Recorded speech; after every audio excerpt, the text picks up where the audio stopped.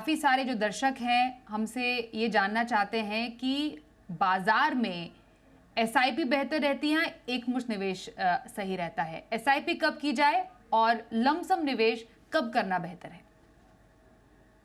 Swati ji, I think इसका answer बड़ा simple है। एज अ रिटेल इन्वेस्टर आपको ये जानना ज़रूरी है कि आपकी लिमिटेशंस क्या है।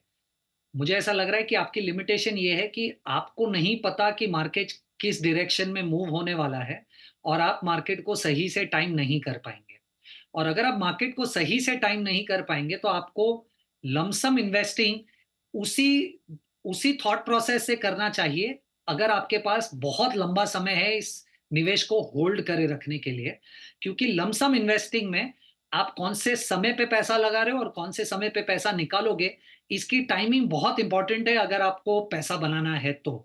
एक एग्जांपल देता हूँ, 2020 क्योंकि बहुत नज़दीक है, अगर आप 2008 वाले क्राइसिस पे जाएँ, इंडेक्स को मेरे हिसाब से तकरीबन 6 साल लगे थे अपने 2000 हाई 8 के हाईज़ को वापस कॉन्कर करने के लिए। अब अगर आपने लमसम इन्वेस्टिंग 2008 के हाईज़ पे या पीक्स पे की थी, तो आपको मोटा-मोटा ज़ीरो रिटर्न मिला होगा अगले 6 सालों के लिए। पर उसी 6 साल के पीरियड में अगर आपने एसआईपी की होती, तो क्योंकि मार्केट साढ़े 6300 से 2200 तक गया था, आपको फिर भी डबल डिजिट रिटर्न्स मिलते।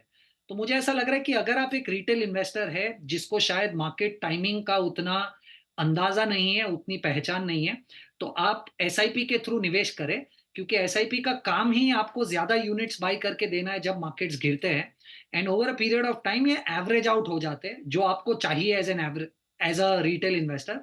पर अगर आपको ऐसा लग रहा है कि शायद आप मार्केट को टाइम कर सकते हैं, तो मुझे ऐसा लग रहा है लमसम इन्वेस्टमेंट तब करनी चाहिए जब मार्केट थोड़ा-सा सस्ता हो। महँगे मार्केट में एसआईपी बेहतर काम करती है लमसम से।